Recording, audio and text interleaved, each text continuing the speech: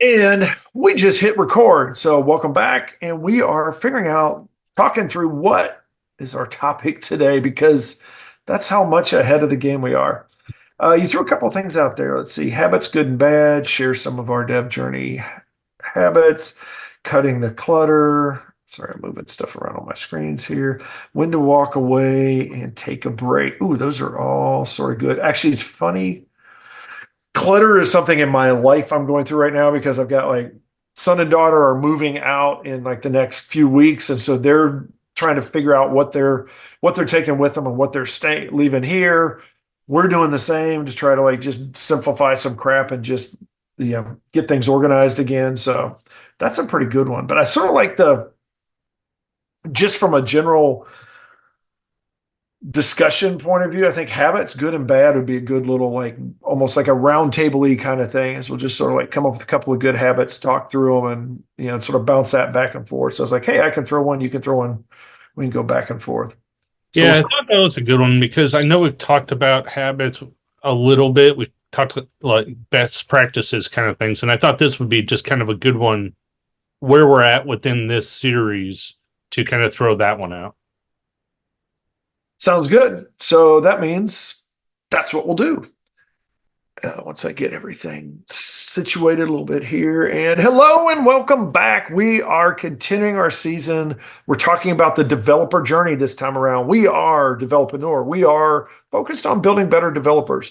I just realized that you don't see this on the audio, but my background is totally flipped because that's one of those bonuses that you can do on your video. So I'm working on this while I introduce myself. My name is Rob Broadhead, and I am a founder of Developreneur and also a founder of RB Consulting. We do software development and solutions providing. Our focus is on automation, integration, and simplification. So we go out there and we find ways to basically help you get more out of your technology investment. You can also invest a little time here as my co-host, Michael, will introduce himself. Go for it. Hey everyone, my name is Mike Malash. I'm one of the co-founders of Developreneur, and I am the founder of Envision QA. So if you need any custom software built, we're the people to come to, or if you need software assessments. And one of our key features is we also spend a lot of time building quality tests, integration tests, system tests for environments that don't have those or for new systems. So this episode, we're going to look at habits, good and bad. This is like a good part, I think, in the developer journey where we've talked about more focus on like getting started, so like early things, and some of it is also side hustles and things where it's maybe where you're restarting or you're stepping into a new phase, maybe not the beginning of your career, but it is a new step, a new phase in your career. So here's a point where I think it's not a bad idea to talk about, and particularly because right now it's sort of mid-year and stuff like that, good and bad habits. So let's do a little bit of some of the things that we've done that have impacted us over time. The first one the one I want to bring up first is status reporting. Essentially, it's communication. When I started out, it was one of these things that was just a total pain. It was just every time I had to do any sort of status, it just drove me nuts. It was like it took me out of my groove and all of that kind of good stuff. However, over time, I found that is actually an incredibly good habit to have.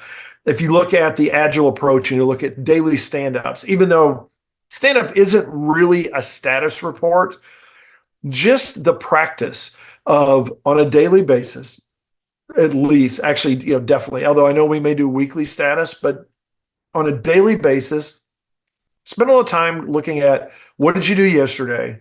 What are you going to do today? And then maybe some blockers or anything like that, which is very much, I know that's very much the stand-up approach. What did you get done? What are you going to do? What's blocking you? But if you take that from a status point of view and you add a little context around that. So it's like, what did I work on yesterday? Oh yeah, I worked on writing this function that does this thing. And here's a couple of things that I went through. This is why, it took me all day to do it. Here's the good and the bad of what I did yesterday. Sort of like a mini retrospective on what you did. And then it's, okay, what am I going to do today? And this is excellent to do if you've got like a little daily planner, if you've got a blog, there's like all kinds of different ways to do it, whether you want to do old school pencil and paper, want to do something more modern and have like maybe Evernote or something like that, where you've got a digital record of what you're working on.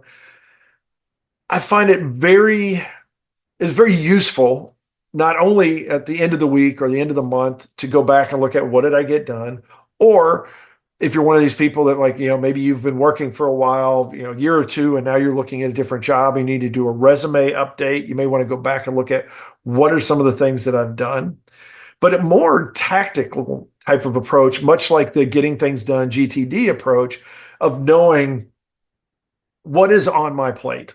What is it I'm going to tackle? It's that whole biblical idea of just like focus on the problems for today.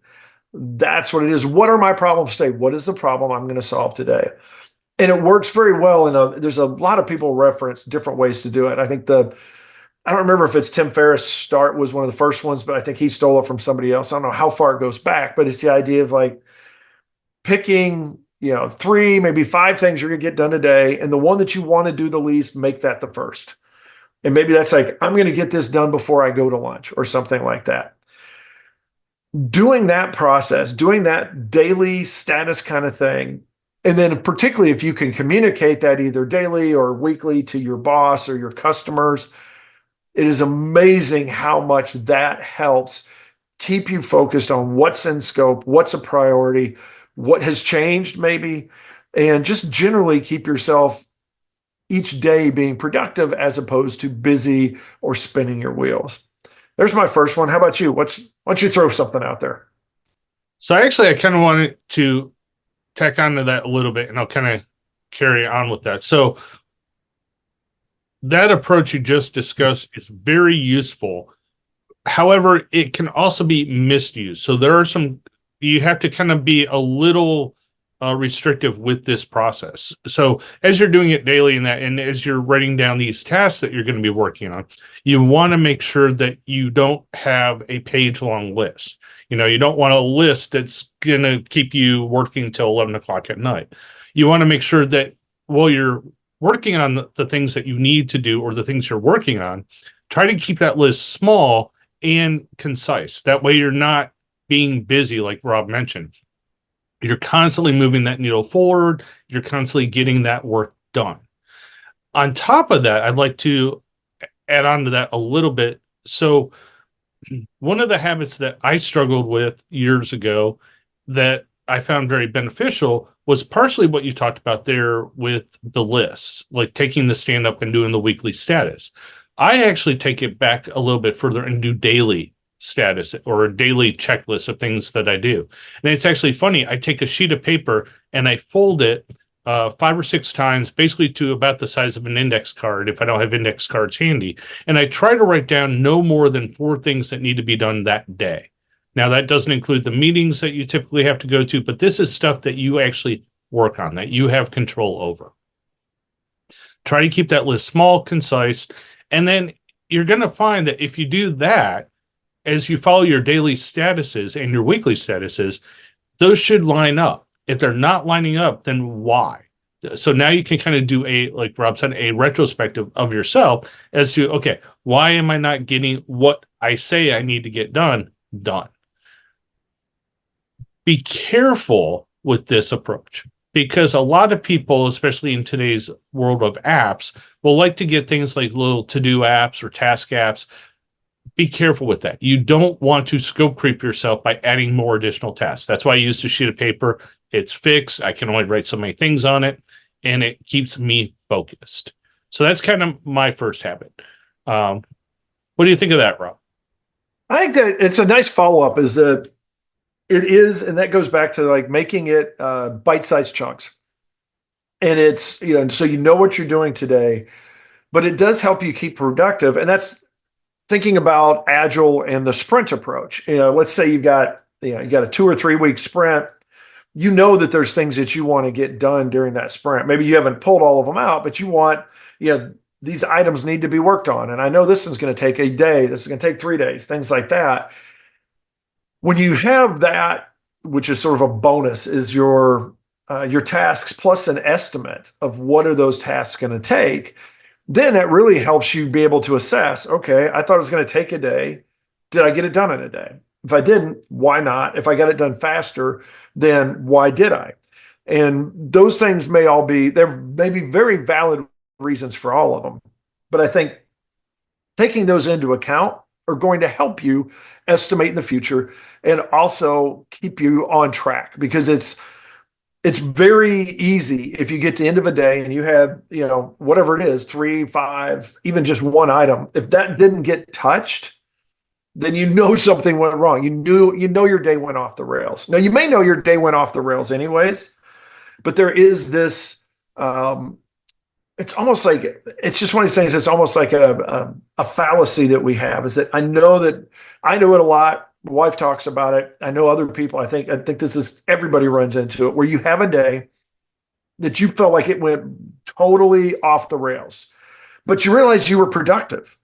It's like you can look at your list and you can say, well, crap, I got everything done on my list. It felt like the day got out of control, but obviously it didn't, because I got things done. And so that's maybe to give yourself a little, pat on the back to say, hey, I had a lot of interruptions, or a lot of things went off out of order, but I still got it done.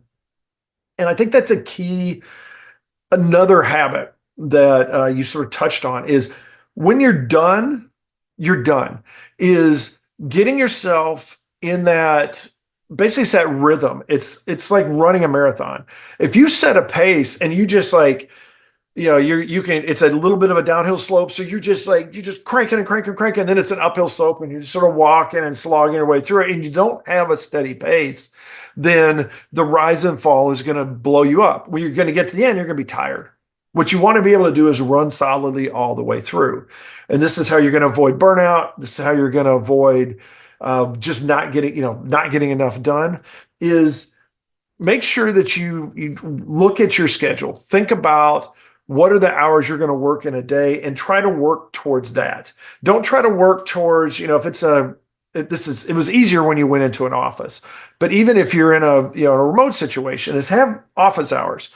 And your goal should be that if you start your day at 8 and you have an hour-long lunch break and you end your day at 5, then you should start your day at 8 every day. And you should try to end your day at 5 every day. If you get done at 4:45, okay. If you get done at 3, then okay, you can pull something in. But getting yourself, this is particularly in the remote world, or when when you've got flex schedules and stuff like that, is still find a schedule that works for you and stick to that. Get yourself into the rhythm of when you work. And this goes back to a lot of stuff we've talked about in the past. If you're a night owl, then maybe you do. Maybe you start your day very late, or maybe it helps you to split your day. Maybe you work from 9 to noon and then you work from 9 to 2 a.m. or something like that. But that's another habit, is getting yourself into a scheduled habit of, this is when I'm going to be on, this is when I'm going to be off. Your loved ones, even if it's only your dog, will thank you for it. Your thoughts? Yeah. So in addition to that, I want to touch on another good habit. So if you find yourself going through this process and you find that you're doing those ups and downs, and instead of that steady pace, why are things taking so long, or why are things so hectic? One way to help you slow down is to use the Pomodoro. I never say it right. Is it Pomodoro? Pomodoro. Use the Pomodoro approach, where you do small bits of work in 20-minute or 30-minute segments. Basically, you time lock your work. You spend a certain amount of time, and then you walk away for a little bit, and then you come back, spend a little bit of time, the same amount of time, work again. It kind of helps you set the pace of, instead of you constantly picking up the phone, checking email, you time block things. And then by time blocking, you basically can batch your processes. It's like, oh, I can check all my emails twice a day and be more productive than checking it 5 minutes every hour. Well, okay, instead of checking it twice, maybe 15 minutes, you've now spent maybe half an hour checking your email in the day. So using this technique is another way to kind of time block your tasks, figure out why you're taking so long to get things done. Are you distracted? If you have an iPhone or a Mac, you can use the focus feature and turn off all those nasty little notifications you get that distract you. The other cool thing with the Macs, and I think even Android has it now, but there's a way to schedule your screen time. So you can actually lock out certain apps from even being accessible during certain time periods. Some of these are like features for kids, but still, you can use them as an adult to keep yourself on task. If you pick up your phone and you try to access something you shouldn't, it'll block you. It won't work. So it's another good habit to try and get into to try and stay on task. What do you think about, what are some of your thoughts on that?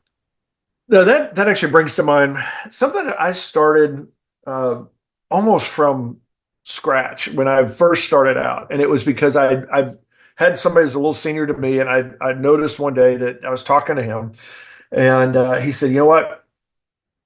Like in the mid, it was like early afternoon, it's probably 1 or 2 in the afternoon, something like that." He's like, I'm dying. Just I'll be back in 10 minutes." He's like, "I'm just gonna put my head down on my desk and take a nap for 10 minutes, just a power nap." And that has evolved into something. Although I do power nap, I'll do like my 10-15 minute naps during the day and get like one in the middle of the day to sort of break stuff up.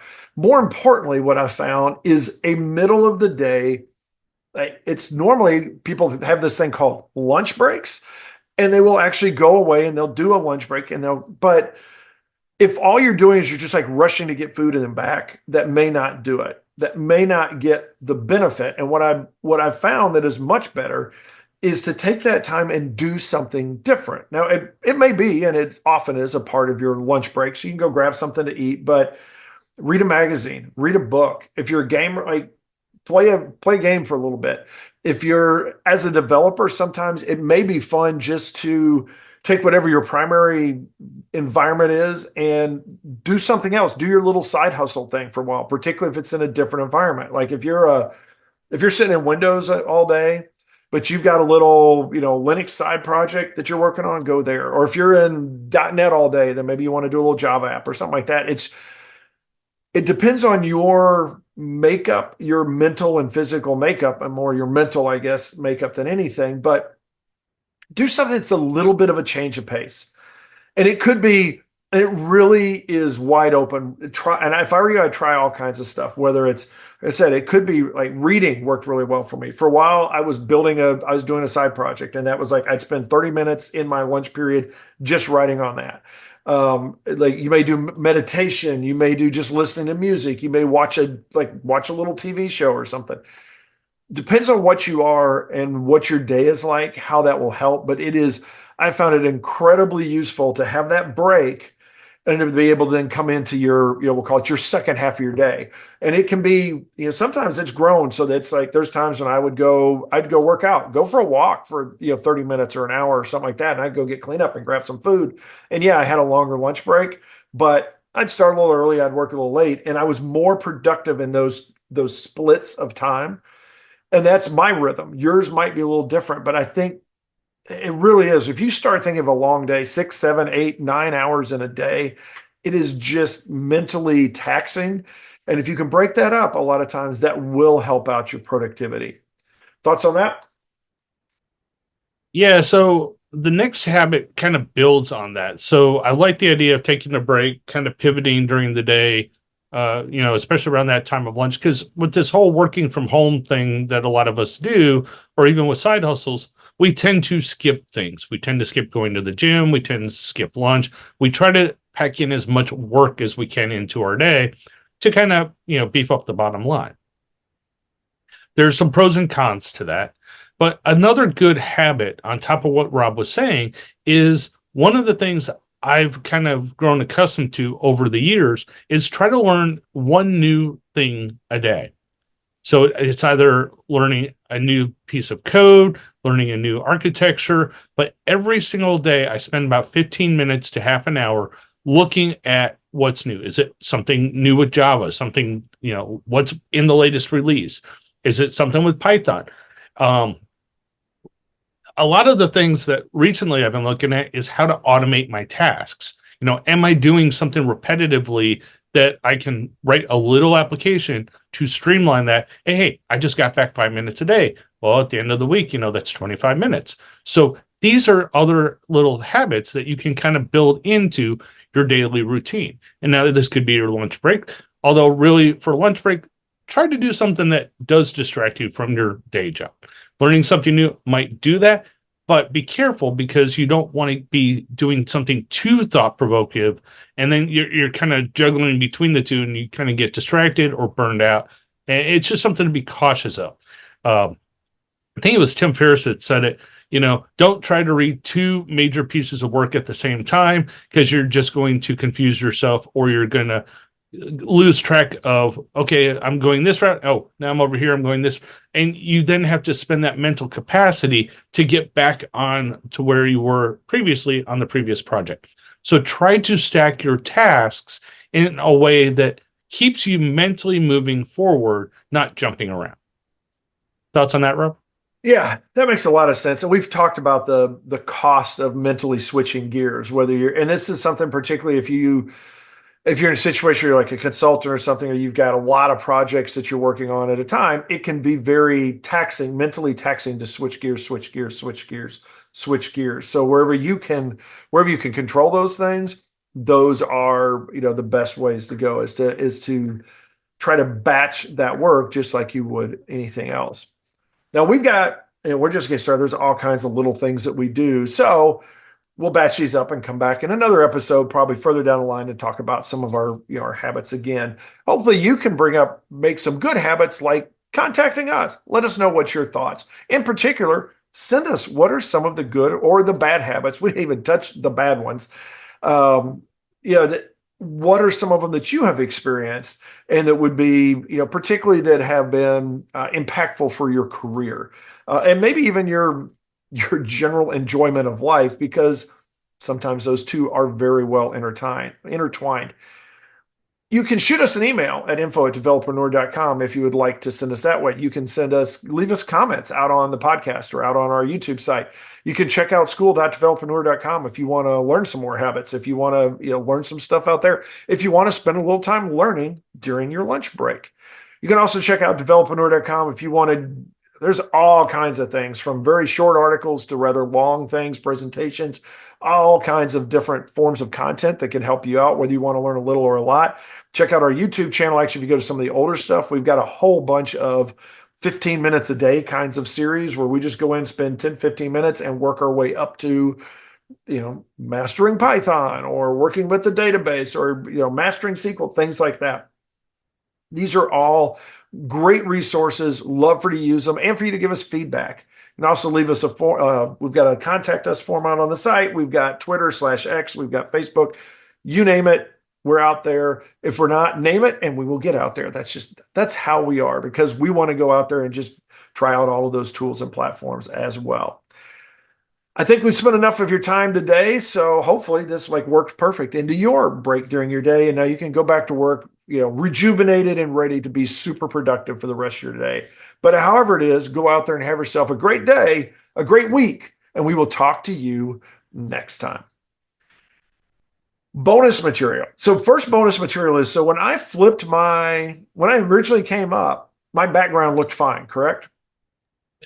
Yeah. So when you're in Zoom, if you're looking at your image, your background will be reversed because you're looking at a mirror. And then when it goes out to the stream, you should see my background flipped correctly.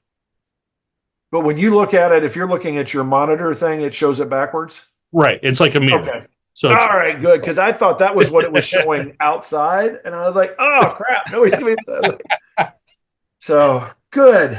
So that's a little pointer for everybody. That's what Zoom does. Is I wasn't sure what that was going to show as far as this is concerned. So good to know. Any bonus material you can think of, like a quick little habit, maybe? Yeah. So not work related, but it could be for your side hustle and that. But batch your finances. One of the biggest things I learned over the years was paying bills sucks. It's a time vacuum. And unless you go out and actually combine it in such a way where you can push a button to pay all your bills at once or schedule them, it's a time suck. So if you need to manage your bills and, if you can't auto schedule them because you have to worry about when the bills come in and when they're due, use programs like Paytrust, Quicken.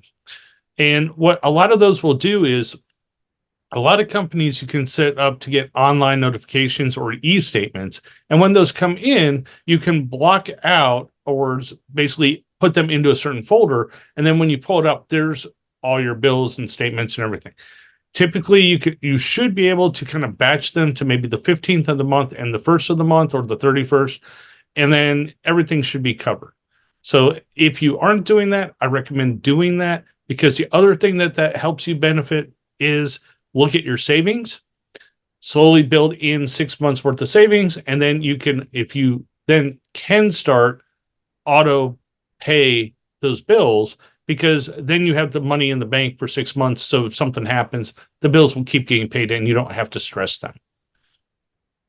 Anywhere you can automate your life, I think, is going to be helpful. Yes, with bills, it can be a little bit of a pain because you're like, oh, wait, I don't get, especially if you got a job where you have like a salary and you get paid the same amount that was the best thing. Years and years ago, I had salary every 2 weeks, got the same check, easy to figure out. So I just sat down one weekend, got it all set up, auto paid it, never looked at it again for like a couple of years. I would look at stuff occasionally just to make sure weird charges didn't come through. But basically, it just all flowed. Those kinds of things, very helpful. I would say this goes actually to something we mentioned also in the actual podcast section. Anywhere you find yourself doing something that you spend a lot of time on, that's a perfect place for you to think about that during maybe your little daily break. It's like sit back during lunch and go, what is something I would like to do less of or do more of? And see if there's some ways that you can adjust, maybe you can write a script, maybe you can find a service, there's all these little things you can do, and sometimes big things you can do to make those adjustments. So for example, if you're spending, let's say you don't like yard work and you're spending 4 hours a week on your yard, then maybe go find a lawn service, because it may be worth your time to go spend, whatever it is. If it's $50 to go get your yard done, but during that time you could have earned $100 or more, then it's better off for you to get that service. So whatever your problems are, don't be afraid to step back and think about, is there a way that I can automate or eliminate this? Because your life will be happier for it. So there's a couple of bonuses for you. Hopefully that has, more than been a value for the value of the time that you have given us. We will wrap this one up and we'll come back around. We're not done. We're going to continue doing this. Definitely leave us, feel free to leave comments out. Go ahead and subscribe and all that kind of fun stuff. Like us wherever the like buttons are and all that kind of stuff. I don't even know if those count, but whatever. Subscribe, because then you're going to be able to get the updates. Trust it. I do it. It makes it so much nicer, because then you're like, oh yeah, there's this cool topic that comes out. And those kinds of things are very useful to us, particularly if we want to keep up with all the stinking content that comes at us. That being said, why don't you guys go out there and have yourself a great one, and we will talk to you next time.